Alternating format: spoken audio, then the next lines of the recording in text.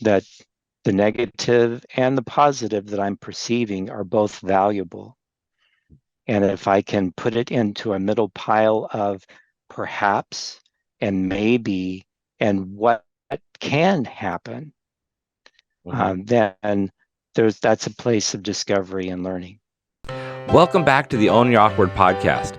I'm your host, Andy Vargo, and every episode we get into what has made our guests vulnerable and how they've learned how to own their awkward in order to live their best life.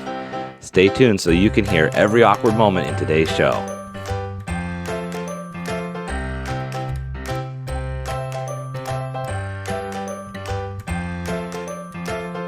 Hey, everybody, welcome back. It's about to get awkward. Thanks for joining us for the Own Your Awkward podcast. We've got an amazing guest today, a new friend of mine. Please help me welcome Sean Allison. Sean, how are you today? I am highly favored and greatly blessed. I love that answer. That's such a great way to think about, where we are in the world right now. Hmm. Yeah. I just think that there are lots of reasons to be grateful, Mhm. and that kind of balances out the things I struggle with throughout the day. Sure. Yeah, I'm going to go on a tangent now, but I just had this thought this morning because I shared a nightmare I had a couple nights ago, and I thought, I need to share this because there was a lesson from having that thought. And I try to find that balance between sharing the things that are a little uglier to deal with in life without being the negative person out there on social media who's always like, it's a, Debbie Downer, life's awful. However, I don't want to be that, oh, my life's great, I don't have any problems. It's like, no, these are the things that make life great because they put in perspective all the blessings we have. You are correct. And I saw that episode. Oh, thanks. So thank you for putting that out there. Yeah, that was raw and uncut and just in the moment. And it made me think I need to do that more often. Mm. Yeah. So speaking of, you know, negativity and blessings and all those things, what's kind of a positive thing you see going on, or the most positive view you've got on what's going on in life right now? I'm surrounded by people right now that are actively changing their lives, confronting the contradictions that they're faced with, and Mm, finding that gap closing as their authenticity emerges, and they feel a bigger space and purpose because of that. oh, I love that. Yeah, that's there's a couple things that you say there that I want to unpack because uh first you started with surrounding yourself, and I think that's something that's so critical, right? We create the space we want to live in, and a big part of that is what community are we bring into our lives. So how do you do that? And I'm going to come back to a couple of other things you said, but how do you find those people? How do you pull in people and sort out who to let in? Well, this kind of goes into owning my awkward. Um, Oh, One, I'm a Christian and also a psychic, and both of those terms come with prejudices and ideas that are smaller in experience and larger in imagination. okay. Um, the the verse that comes to mind is the truth will set you free. Mm, And I like to personalize that by saying, my truth sets me free. And mm, that's what I identify with in groups, that my tribe are people that I can be vulnerable around, mm-hmm. I can be inspired by, I can explore my weaknesses and discover special traits that are within those experiences for my learning. Okay. So and when you mention how your tribe is someone you can be vulnerable in, I think that's something that's so key, but also someone else might not be vulnerable in your tribe because that wouldn't be their tribe of people, right? We have to find our own tribe. Like me stepping into a group where you are being vulnerable with your people and you're key inner circle group. Everyone's there feeling great, lovey-dovey, sharing the things, you know, tearing up, doing whatever, right? And then all of a sudden I'm like, I can't be vulnerable here. This isn't my space. And not that your space couldn't be, but it doesn't mean that that's for everyone right now. All of a sudden you have to find your own personal thing. And I love that you say your truth, because that is going to be different for everybody. Yeah, and I feel like my ministry is in the area of subjective truth, Okay. how we are perceiving it, the filters we're using to navigate our horizon and our experiences today. Right. And that it could be in a breath, a sigh, a tear, but there's a recognition of your truth within that content. If I own it, then there's a feeling of buoyancy, of freedom, and engagement. I'm drawn into the conversation. Yeah, I love that. And I feel like we kind of got right into it because you mentioned this is touching on your awkward space. So is your awkward that working that balance? Is that the thing, or do you define it in a different way? Well, for me, Christianity is not about religion. Mhm. It's not about groups or our traditions, a doctrine. It's Mhm. about relationship. And Oh, so the way that it presents to me when I'm around other people is that it brings out the best in them, and I can find my experience within their truth. okay. Now, how I find that interesting because I've heard people talk about coming to terms with their faith and sorting out the difference between maybe the institutional side of a religion versus Mm-hmm. their spiritual beliefs. And that's very relatable to me, where it's like I can get on board with what I believe. It doesn't have to be prescribed by any doctrine that has been signed, sealed, delivered, and stored in a building somewhere. However, you take it a little step further with this idea of the relational side of it. And how does that how did you get to that? Well, I grew up with a big sense of being loved and appreciated Mm-hmm. and valued for who I am. Mm-hmm. And I find that when I am in a space where I can feel free to present that, to explore and discover what that means for me in this moment, in this conversation, that that feeling of intimacy is so much larger than our conversation. Mm. It's like the space that we create together. Okay. Yeah. I and it's interesting because I was raised Catholic, which is Christian, and being gay, I know a lot of people who are very anti-Christian, very much, oh, it's the root of all evil, the anti whatever. And I think when we talk about this idea, like you're saying, of your truth is going to be what sets you free, I knew that for myself, that wasn't part of the doctrine of the church, but I didn't feel like hated on in the community I was in. Now I wasn't out, so who knows what Mm-hmm. had I been, flamboyantly, obviously gay as a youngster, who knows what experiences I may have had. It could have been very different. But the experiences I had were loving and were accepting of the me that they knew. And so I think that there's a couple things that I'm seeing from what you're saying is one is, what is the truth that you've lived in that space? And then one of the things that I remind myself of is how do I want people to leave their experience with me as far as how they Mm. feel? Do they want to feel better about themselves? Is their day better because I was in it, or did I put them down, put them in their place? Did I win that little thing? How we kind of like, I got that person. And that's not the guy I want to be.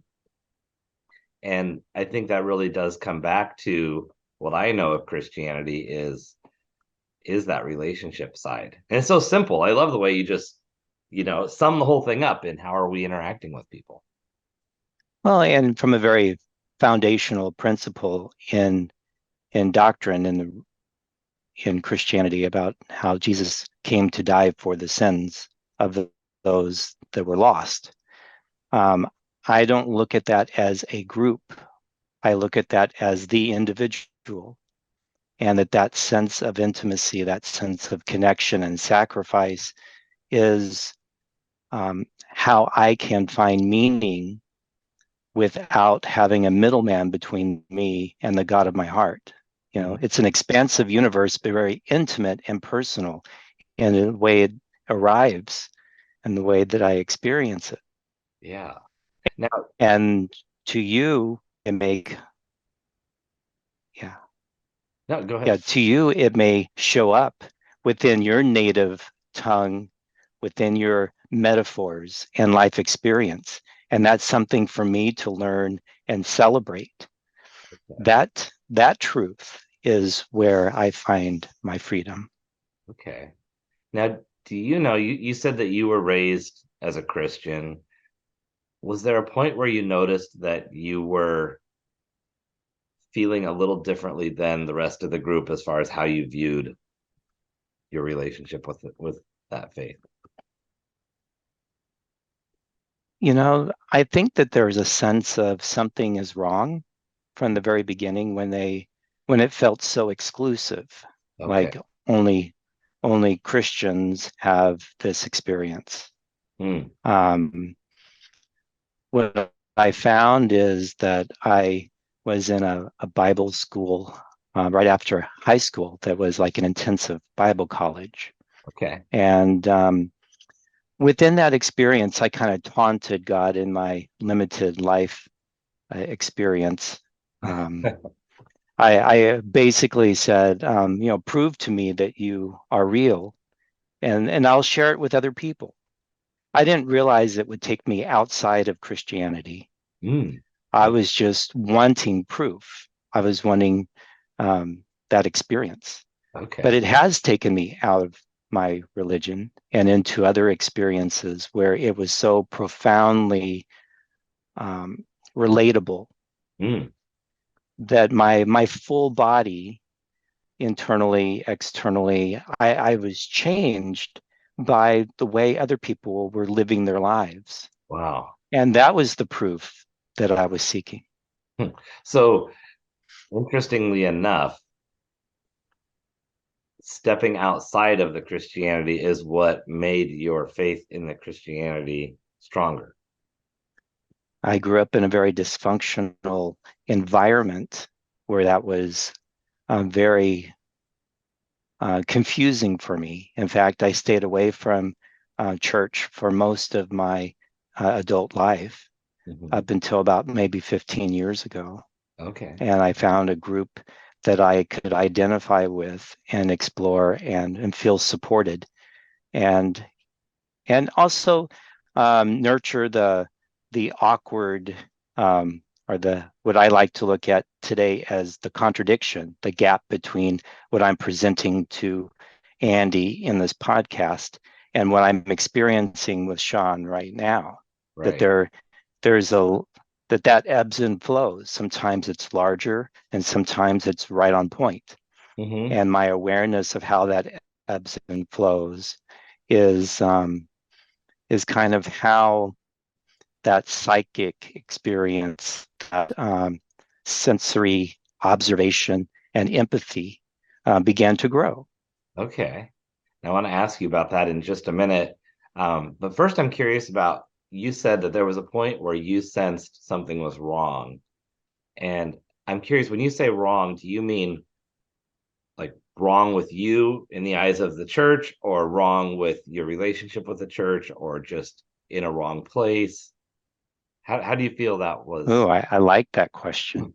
Um, I think I'm feeling it from a couple different points. Um, I didn't understand why I was sitting in church and hearing about an all loving God, and yet learning songs like red and yellow, black and white, they're all precious in His sight. You know, Jesus loves all Right. the children of the world. And yet everyone around me was white. Mm, okay. And I was like, what's up with that? Mm. you Yeah. know. And so I think observations like that caused me to start being curious of um, why it was feeling dissonant in me, why it was feeling off. Yeah. I didn't unpack it other than develop stereotypes around it until much later on in life. Hmm. It's interesting you talk about um, just coming back to this idea of your truth too and your experience. And a few years ago, was it 15 years ago, sort of finding that Mm. Christian group and church that was relatable, that was accepting and maybe different in a way that related to you. And it gave me this Mhm. thought of people who come to America. I hear different people share their experiences of coming to America, and depending on where you land and the people you experience, you have a much different idea. You could land in Alaska in the winter and think America's a cold place and a dark place. And you could land in Arizona at any time of the year and think America's a hot place and it's barren and dry. And you could end up in Washington and think, oh, it's rainy and wet. And that could go for the type of food you're eating, the way people talk. And yet, for that person's truth, that is their view of that place. And that's the same way I see religions. Like the people we experience, Yes. we're exposed to, doesn't mean they're all that way, right? And we could apply that to any other religion, but I hear that blanket thing about, oh, Christianity is bad, it's awful. Yeah, well, maybe you had a bad, awful experience, but it doesn't mean that that's everybody in that space. Yeah, and I feel like I'm entrusted to that experience Mm-hmm. to unpack it, to develop it, and Yeah. to allow that to meet my needs by identifying what I'm in need of. Okay. So this has been a journey. Clearly, you had the space of feeling like there's this wrong element, and then we fast forward to now. How did you find that group that you ended up with that was the right experience that brought you back? Yeah, well, and that's why I go back to contradiction. I was in a relationship with a lady whose father passed away, and Mm. I started having visitations from that departed loved one, Wow. and it troubled me, and I didn't feel comfortable going to the Christian church with it. And I started looking around at how I could unpack this experience and found Journey Within. Um, and that program is what gave me the awareness and understanding of what I was experiencing and Mm. helped me develop spiritual skills around detecting it and helping find the clarity not only in myself but in other people so that they could recognize the wisdom that was arriving for them. Wow. Now, was that the first point that you really tuned into having psychic feelings, or were you aware of this already, or practicing it for years and went, oh, nope, there's a thing? Yeah, I found myself in the middle of a meditation class, thinking on one hand, this is everything my family taught me was evil. And at the same time, the contradiction was that I was learning faster, remembering things um, that I've felt like I've known for decades, Mm. like um, truths that I I understand immediately and resonate with that I hadn't heard of before. I Oh, wasn't taught.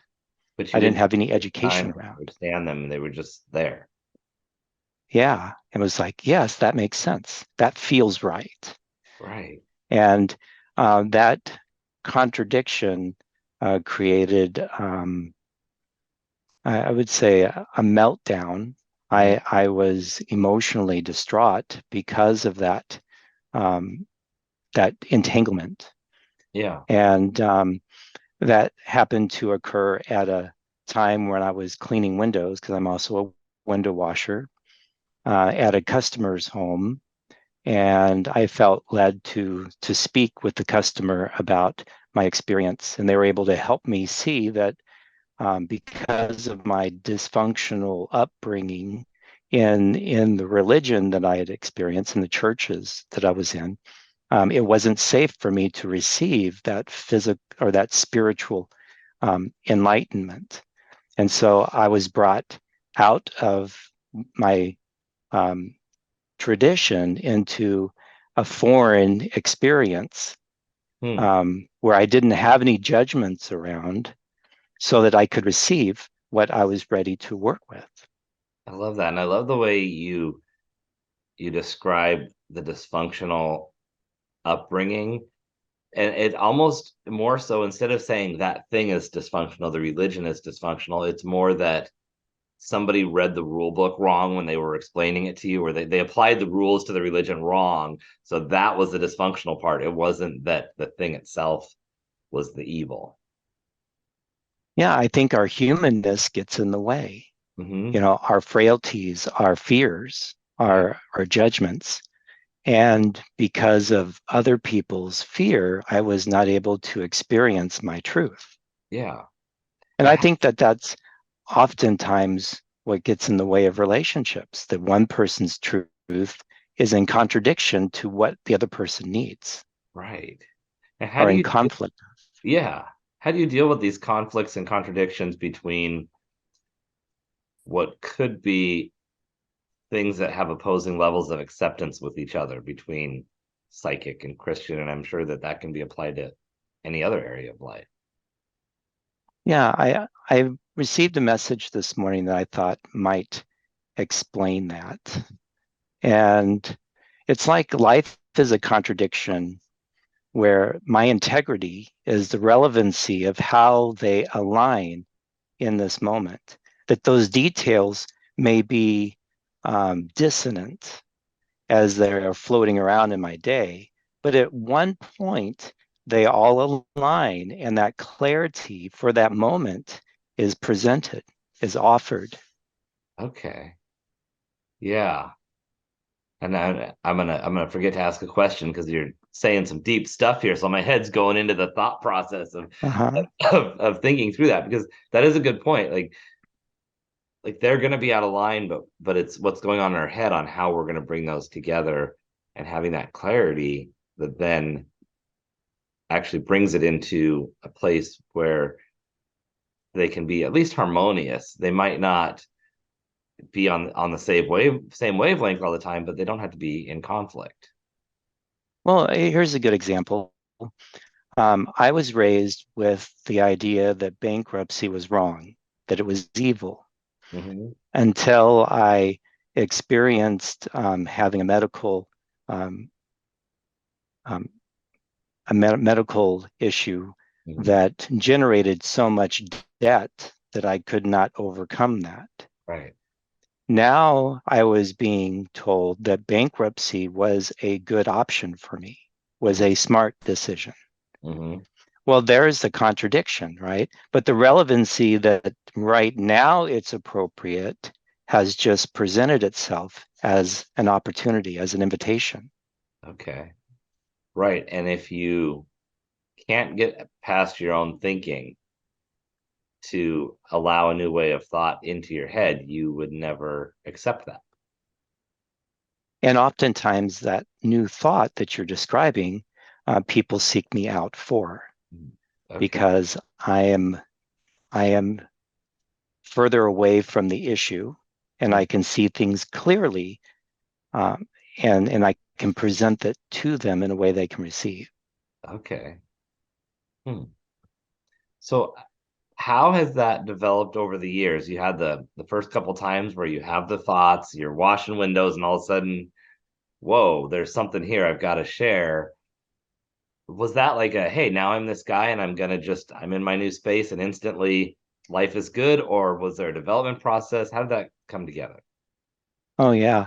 Well, I first started as a student at Journey Within, and then became a teacher and on faculty with that same program for 15 years. So I am quite skilled and have a lot of experience Yeah. in that field. Um, the way that it started, I would say in normal conversations with people, I would say things that would come up that they would follow up with later and say, hey, that was really helpful. This helped me with a certain portion of my decision making process. Yeah. Um, now, formally, um, I will be meeting with someone and read them, read their aura. It's like we all send out an energetic field that has information. Mhm. Um, you may be first recognizing it as my first impression. We use that a lot as far as an example. So someone walks past you and you identify something special or unique about that person, and you don't know them, but Mhm. that's your first take on them. And Sure. oftentimes that is accurate. I think that what I'm experiencing is very normal. We all go through it. I have just kind of trained it to be Mm. more formal. Okay. Yeah, and I think that that's something to be aware of, that we have the ability to be good at any skill if we focus on it and develop it and learn it and practice it. And that's something that, one thing is I grew up telling myself I'm not good at math. I'm not good at math. I'm not this, that, until I started realizing I'm actually good with numbers. I don't like doing numbers and I don't practice it very often, but I've had to change that script in my head to say I haven't taken the time to focus on developing higher math skills.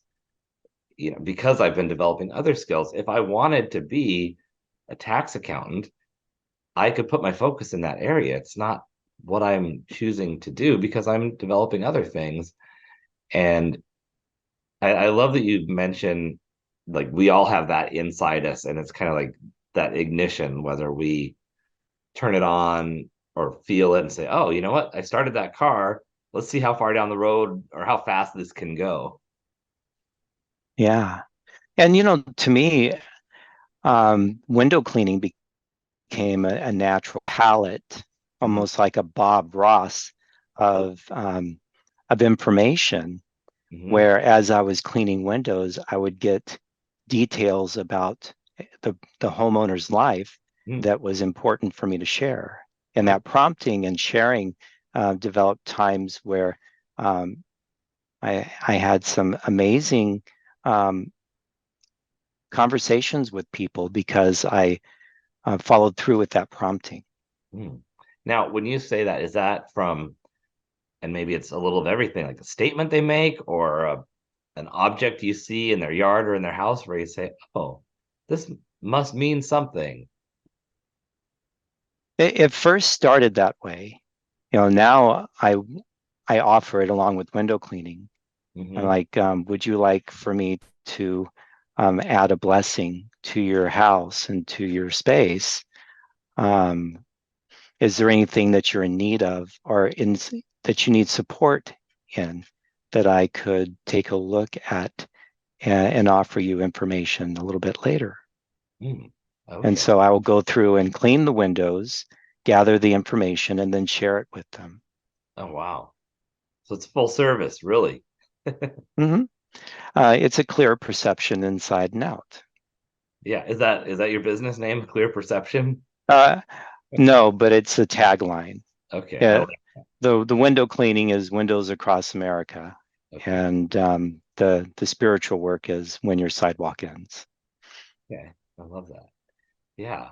Now,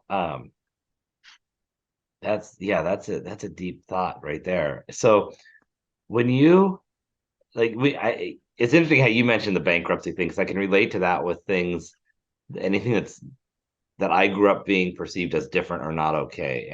And psychic was one of those things. It was always, oh, that's, I don't know, it's like the guy on Wizard of Oz who's got the globe that he's looking at Dorothy's pictures, and taking in the information and then kind of pretending like he knows more than he does. That was kind of the visuals that were always in front of us, or the perception. It's anything that's different. And I think it's unfortunate because that's where we run into problems in society, is that we we put a negative spin on things that we don't understand, and then Yeah. we don't ask the questions with the curiosity that we need to in order to understand them.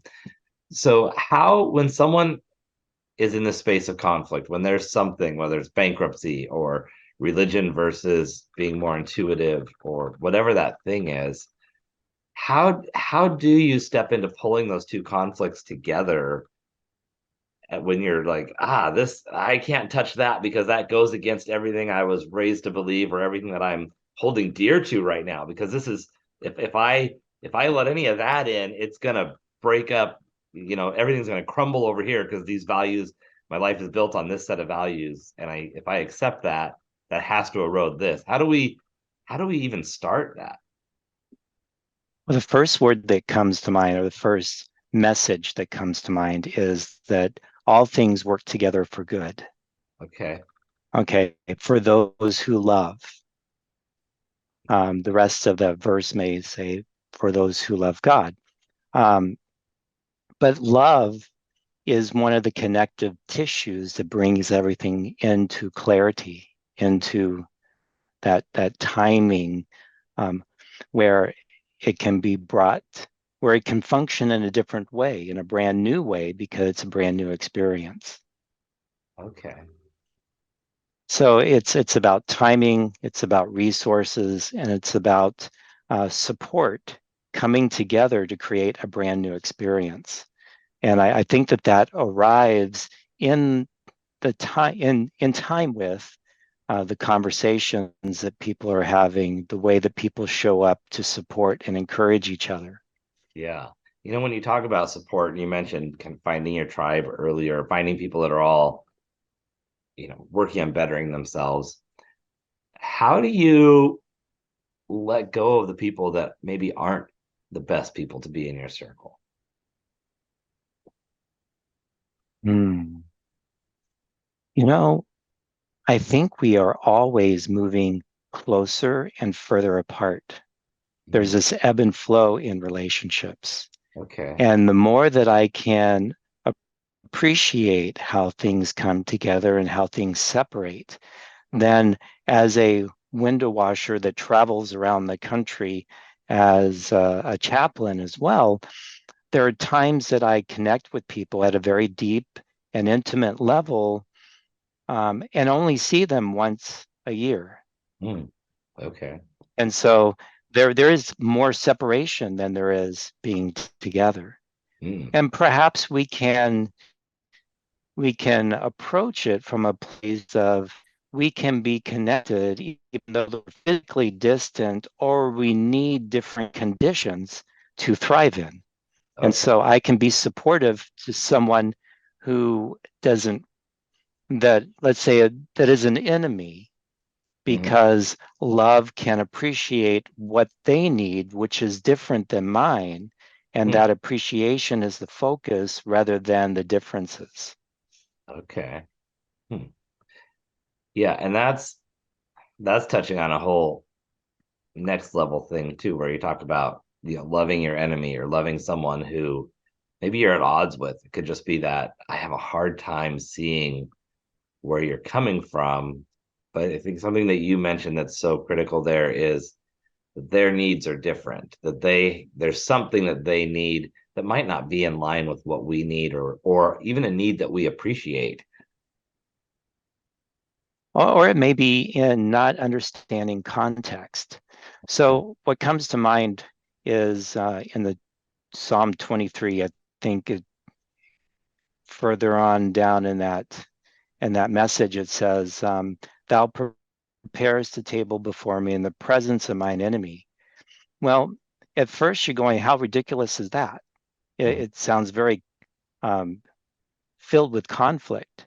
But when you look at that table representing community and communion, coming together to eat was a very supportive um, tribal custom. And it still is with us, especially, let's say, around Thanksgiving. So there's a sense of that you are still part of my tribe, you are still part of my community, and this is an important time to put aside differences and be there for each other. Mm-hmm. Um, if I allow for someone, if I allow for God to speak through my enemy, then I can learn my lesson without the resistance. Mm. If I'm not focused on the messenger and focusing on the message that is arriving, then it's not about the other person in that moment. I'm receiving my truth for that moment. Yeah, you're almost setting them aside and saying, that's just the packaging. What's the gift that's in the box, right? Exactly. And I really think that a lot of the differences in the world are presenting themselves in the insecurity and lack of skill that I have in what I'm judging. Mm. Okay. Wow. Now, how is that received when you just step into the world? You're like, hey, I've owned my awkward. I got this psychic and Christian vibe going. Was that an easy thing for people to come to terms with, or was it a long journey to really find that that tribe of people? Well, I first described what my educational process in with my family in particular as I was going to school for spiritual development. And that was accurate. Mm-hmm. And I was trying to find words and language to relate to my history and my relationship with them. Mm. At some point, when my family experienced the school that I taught in Mm. and saw that the metaphysical memorabilia that was up on the wall, the different signs and symbols and meanings that were represented in the room were different than the Christian tradition and symbolism. Yeah.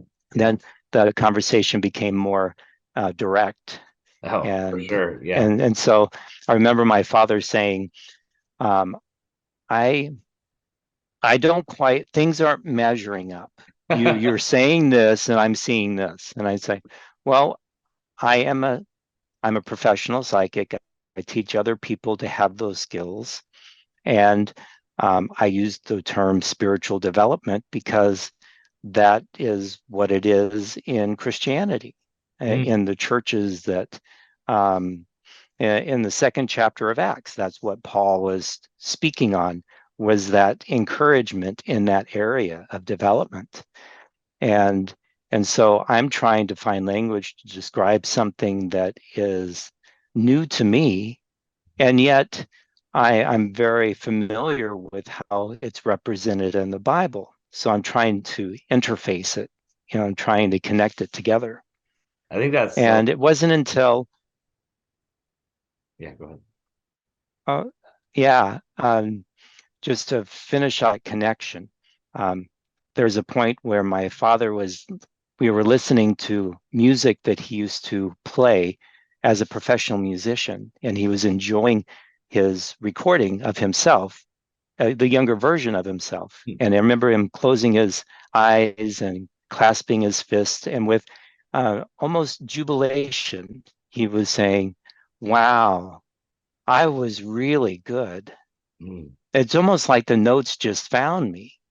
Mm. And at that point, that contradiction, all of those um, floating pieces came together. And I said, Dad, when God has me sitting in front of someone else and gives me words that they can receive and understand and gives them clarity that they haven't experienced before, it's almost like the words just find me. Mm. Wow, that's powerful. I'm just sitting in that powerful moment, right?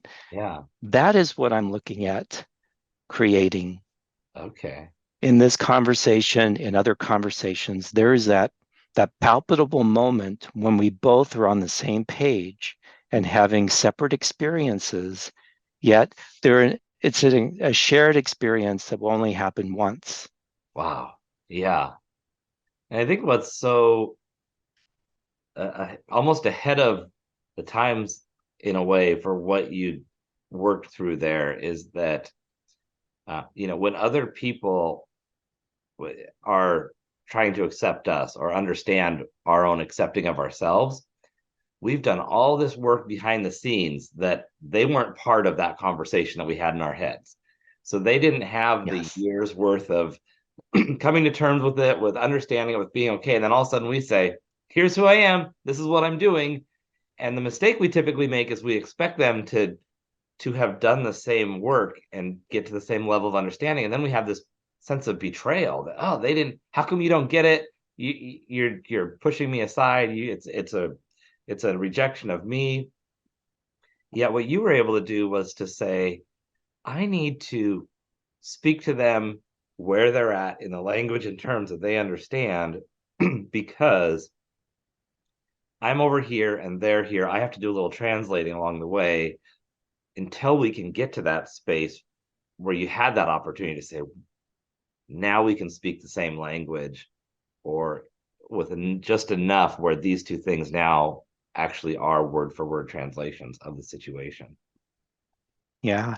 And I think at the core of empathy, our emotions are what connect us. Yeah. We get lost. We can go to war over words and vocabulary, Mm-hmm. but the emotions are where we find unity and harmony. Yeah, that is so true. So, um, life is good. What's it like since you've, pulled all these things together? No more issues ever, or is it ongoing battle every day? How do things continue to move forward? Goodness, back to my imaginary friends Uh-huh. and having that support from beyond. Mm-hmm. I mean, whether it's a departed loved one or feeling like there's a host of heavenly support surrounding me, there's always this coming back to the lesson. What can I learn? How can I show up? And what does that give me as options for today? I may be limited or struggling because I'm at this phase of the process or the unpacking. However, I have a longer, my faith, my that contextual understanding is unraveling, and I'm a part of that in a very real way right now. Yeah. Now, you've got a business, you're teaching people, you are also a psychic, and you're washing windows. What's the best way for people to support you, to give you business? People hear you talking, they're like, man, I really vibe with this Sean guy. I gotta get more. I gotta get in touch with this guy. I gotta follow him. Where's the best place for people to give you love and support and help you out? Oh, I appreciate that question. Well, first of all, Compassion Speak on Facebook. Okay. Um, we also have another group called Healing Waters for Empaths that are a part of Facebook. Um, TikTok, When Your Sidewalk Ends, and whenyoursidewalkends.com is my website. And I help people as a transitional coach from where you are stuck to where you are going to give you small, sustainable steps along the way. And yeah, I can give you my phone number and um, let's see, email address is insightfulquestions@yahoo.com. And my phone number is 303-330-6994. Perfect. And if you're driving down the road while you listen to this, don't worry, we've got links in the description right below. So when you get pulled over and you're ready to make that call or click on the stuff, just click the link or listen to the episode again because, it was so much fun. So do that too. Um, so before we go, Sean, is there anything else you want to make sure we cover before I ask you for some advice about how people can own their awkward? Mm. Pay attention to the awkward, the dissonant, and the things that feel uncomfortable because what is laid what lies behind there are actually treasures, and your future skills and virtues. Wow. I love that it's almost like a little treasure hunt. Like, oh, let's see what we're gonna find. And it makes it enticing to go explore that curiosity rather than be afraid to uncover something. Because I think that's too often the way we view it as I don't want to, step on that mine or uncover that scary thing or let the beast out of the closet yet. You look at it different. Yeah. Well, and triggers, we all have triggers in life, things that we react to. Mm-hmm. And that initial reaction may be based out of self-protection.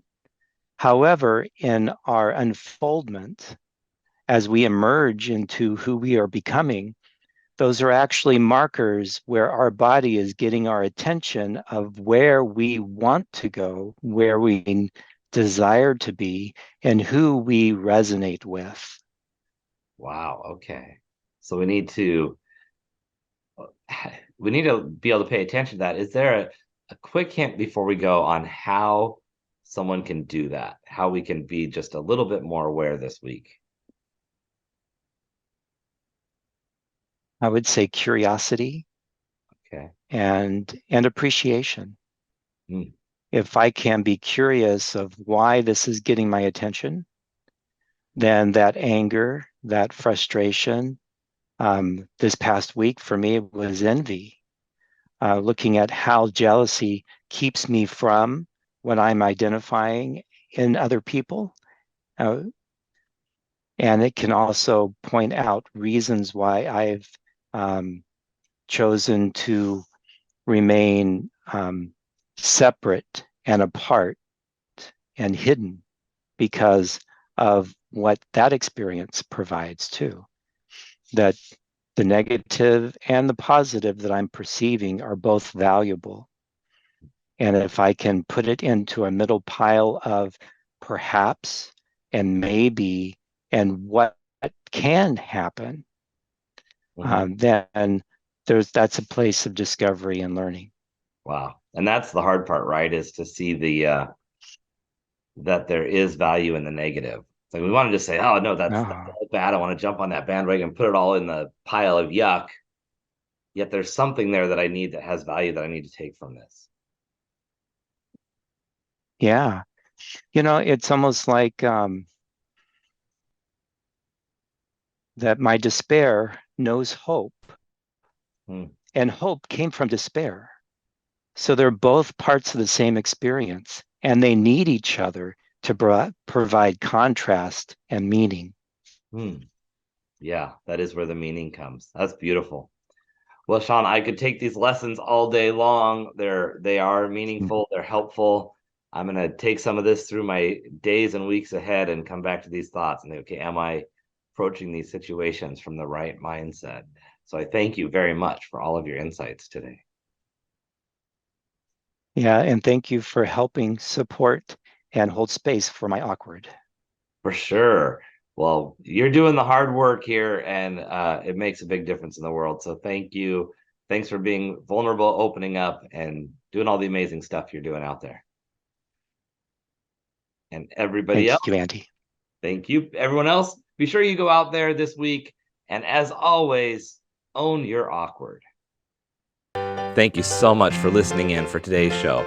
Be sure to visit awkwardcareer.com to continue your journey. And of course, please like, subscribe, and share with your friends so they can find their awkward side and learn how to own it.